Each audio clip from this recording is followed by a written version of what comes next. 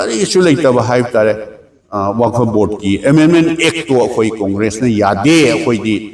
ꯃꯁꯤ particular community ꯑꯃꯗ particular religion ꯑꯃꯗ ꯃꯁꯤ ꯑꯦꯇꯦꯛ ꯇꯧꯕꯅꯤ ꯃꯁꯤꯗꯤ ꯅꯣ ꯁꯣꯔꯤ ꯑꯩꯈꯣꯏ ꯌꯥꯕ ꯉꯝꯃꯣꯏꯅ ꯀꯣꯡꯒ꯭ꯔꯦꯁ ꯄꯥꯔꯇꯤꯒꯤꯗꯤ ꯑꯃꯠꯇ ꯑꯣꯏꯅ ꯑꯩꯈꯣꯏ ꯍꯣꯏ ꯃꯁꯤꯡ ꯗꯦꯃꯣꯀ꯭ꯔꯦꯁꯤ ꯆꯠꯄꯗꯗꯤ ꯃꯁꯤꯡ ꯌꯥꯝꯃꯤ ꯍꯥꯏꯗꯅ ꯃꯣꯏꯅ ꯄꯥꯁ ꯇꯧꯖꯈ꯭ꯔꯒꯁꯨ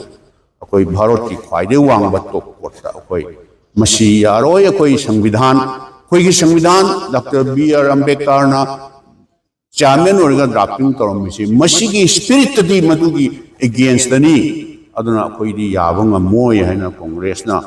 ꯚꯥꯔꯠꯀꯤ ꯇꯣꯞ ꯀꯣꯔꯠꯇ ꯑꯩꯈꯣꯏ ꯆꯦꯂꯦꯟꯖ ꯇꯧꯁꯦ ꯇꯧꯔꯤꯕꯅꯤ ꯑꯗꯨꯅ ꯉꯔꯥꯡ ꯑꯗꯨꯗ ꯚꯤꯗꯤꯑꯣ ꯚꯥꯏꯔꯦꯜ ꯑꯣꯏꯔꯤꯕ ꯃꯩꯇꯩꯁꯤꯡꯒꯤ ꯌꯥꯝꯅ ꯃꯔꯨꯑꯣꯏꯅ ꯂꯧꯖꯔꯤꯕ ꯍꯋꯥꯏ ꯈꯟꯖꯔꯤꯕ ꯁꯂꯥꯏ ꯇꯔꯦꯠꯀꯤ ꯐꯤꯔꯥꯟꯕꯨ ꯔꯨꯀꯤ ꯖꯣꯒꯤ ꯅꯤꯇꯦꯟꯅꯤ ꯆꯤꯡꯅꯕ ꯀꯥꯡꯕꯨꯁꯤꯡꯗꯨꯅ ꯃꯈꯣꯡꯅ ꯀꯥꯎꯔꯒ ꯐꯖꯗꯕ ꯋꯥꯍꯩ ꯋꯥꯇꯥ ꯀꯌꯥ ꯁꯤꯖꯤꯟꯅꯗꯅ ꯃꯊꯨꯟꯗꯒ ꯇꯩꯁꯤꯟꯅꯕ ꯌꯥꯝꯅ ꯀꯔꯦꯝ ꯀꯊꯥꯏꯅꯕ ꯎꯁꯤꯠ ꯊꯑꯣꯏꯗꯕ ꯇꯧꯕꯗꯨꯒꯤ ꯃꯗꯨꯗ ꯍꯧꯖꯤꯛ ꯐꯥꯎꯕꯗ ꯚꯥꯔꯠ ꯁꯔꯀꯥꯔꯒꯤ ꯑꯃꯗꯤ ꯃꯅꯤꯄꯨꯔ ꯁꯔꯀꯥꯔꯒꯤ ꯃꯥꯏꯀꯩꯗꯒꯤ ꯀꯔꯤ ꯆꯨꯅꯕ ꯊꯕꯛ ꯂꯩꯔꯒꯦ ꯍꯥꯏꯕꯁꯦ ꯃꯁꯤ ꯃꯌꯥꯝ ꯈꯪꯍꯟꯕ ꯑꯃ ꯆꯪꯉꯤ ꯀꯔꯤꯒꯨꯝꯕ ꯚꯥꯔꯠ ꯁꯔꯀꯥꯔꯅ ꯑꯃꯗꯤ ꯃꯅꯤꯄꯨꯔ ꯒꯣꯔꯃꯦꯟꯅ ꯃꯇꯝ ꯆꯥꯅ ꯍꯤꯔꯝꯗꯨꯗ ꯃꯤꯠꯌꯦꯡ ꯊꯝꯃꯒ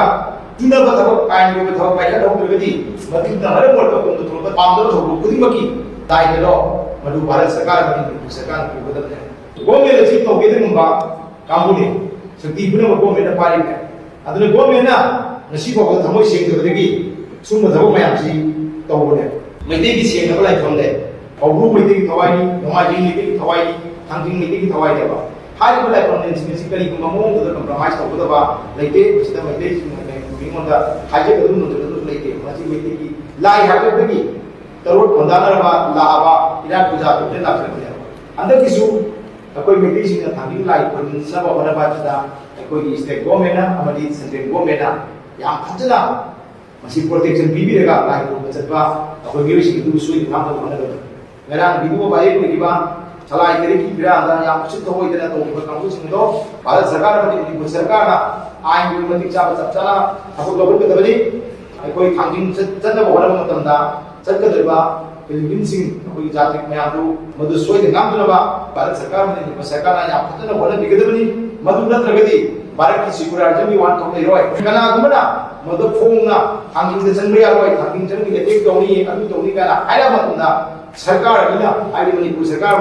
भारत सरकार तुम येंगे लेतारगदी भारत की आईन करा चक्रे भारत की संविधान क्रमाई तौरे है वाहन लाकनी अदुना मनपुर की मियामसु भारत की आईन को इकाई खुलहन दिगे हाइगदी आईन में लेनी आईन की मतुने थबक तोगनी हाइबा वफमसी कोई थबक पांगथोनि जरिगी अदुना हौजि फावदा खुलाई थिंकलबगी चांसु मैतैने याम हेन वांगला अदुगा कॉम्पिंग ऑपरेशन तोगसु मैतैना दगी अदुम अयाम फार कुकी जोद की जिंदगी दा कॉम्पिंग ऑपरेशन तो कोई चांगनेबा खुलाई पागी की चांगनेबा अदुगा खुलाई सु लखुत्तबा अदु जरि कमाय नदब शांति कोकदोनो खुलाई हदिसदी मोई स्टेट गवर्नमेंट अमदी यूनियन गवर्नमेंट ना पुलिसी यामना स्टेट की आर्मी की लाख खुलाई खदन थिकलबदी फम की मो मतो है मदु यादि मदु को याब नमो खुलाई हदिसदी स्टेट आर्मी दगी प्रजा की लाख खुलाई अमदी म्यांमार दगी कुकी जो मिलिटेंट्स ने पुसलागा सोंदा बेटे जिंगल लंदाई खुलाई मतन से खुलाई निमक से लोकन होने बिगदत है म्यांमार दगी पुसलेबा आइन याद मो पुसलेबा भारत पर खुलाई कि याम सुबिसिदे वे कुपिंसिंग अदिसु अदु फागदबा मदु लखनबा मदु थिगरन होनबदा भारत सरकार ना अचोबा उदान मुलुगी गदमनि मणिपुर सरकार सुमसे याम हेना इंटरेस्ट लो थो गदमनि अनिसुबदा अमा हाइनिंग जिने के कैदौङैदा कुकीना मैतै गवारी साब सुङमोय वाइ साब सुङमोय दिकेनदा चलिबा खोगी टीमदु यामना हैजदबा ngaktani को अदु मक ओरसु अखोई के मांग मोई वारी साबंग मोईदी कुकी की फॉल्स नेगेटिव मैम 100% ने सिगी मैतै गई फमिनरदी लोई सेंदोक्सिंग तौना कादा होमने याम फजन रियलाइज तोयबा लोइना मक्से खदर नाक्तनी मिनमबनी गाइस लोई खंगे अदर मोई वारी सुसा सानिङोयबा अद एज फार एज असाइगी केनोगी सेपरेट एडमिनिस्ट्रेशन सिना मोईगी सिना त दखोइदि उपाय लेट्रेना ngaktana haidu adu jo khoina he hobuga dumna thammeba separate administration gidi khansu khana gumji adu masi amona ju puthokumji we have better to close this chapter because they have already their separate administration see the hilera committee whatever the resolution taken by the Assembly of the state, it cannot be passed without the consent of them. Jingi hojiki hilia committee yaudena tawngam bro 370 article is provision the yaud no. That means they have already separate and never. As far as development is concerned, ADC Autonomous District Council notice the ADC is powerful name. In comparison to Pasati as more powerful name. And the Loinabaxi later come to the Ano Bama Hainabugi Kari Maram Legacy Moy Mariette. I moigi argument palm neba. Ado moidegi moigi sitegi moi press conference ta adegi Facebook ta pangang budun amani dana. Ado di I mandali pangam de hai. I ngang pangang ngai dana. Ado akhoi sigi puthoreba 0.6 hai. Masi hana ta preparation tawro tawunte ba.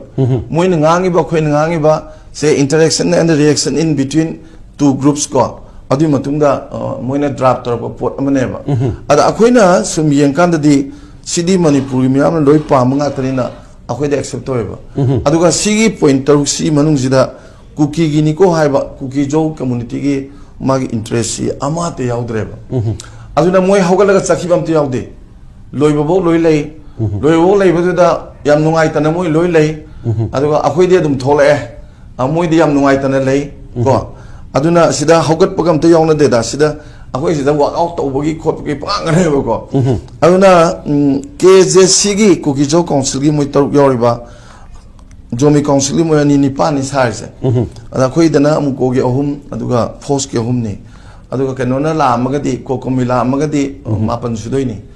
kokomi gi mapan di ahum di lak nuai dong man di moi di ko aduna moi si kai leibno khangdre moi laktre adu pre condition leibedagi swai tawbuni na hai baduno oirmadi phai adubu sida akhoi gi discussion do oiro amoiro tongan panelist singna tongan organization singna si matang do phongdok no myam je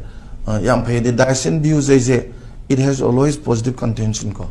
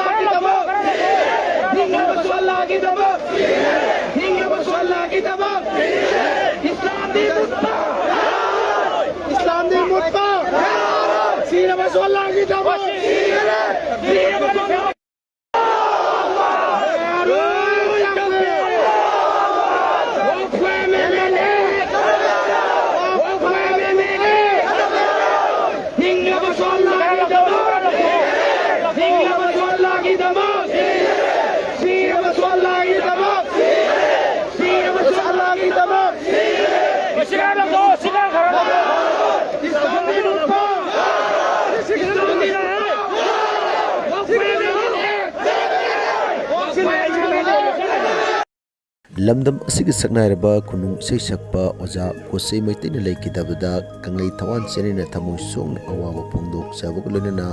mahakki thawaina lairamnen ingna sikna paluna ba amadin imung na hauliwa awam su senin asina saruk yajari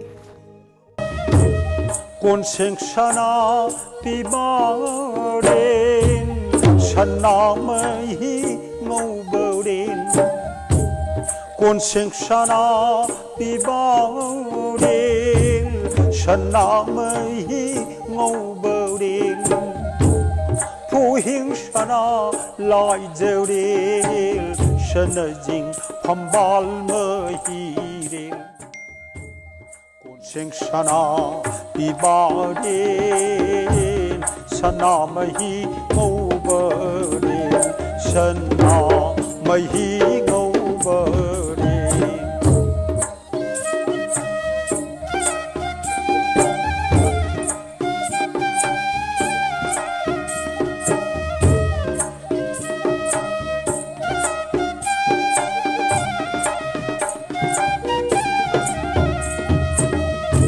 Langun chau bapan thauni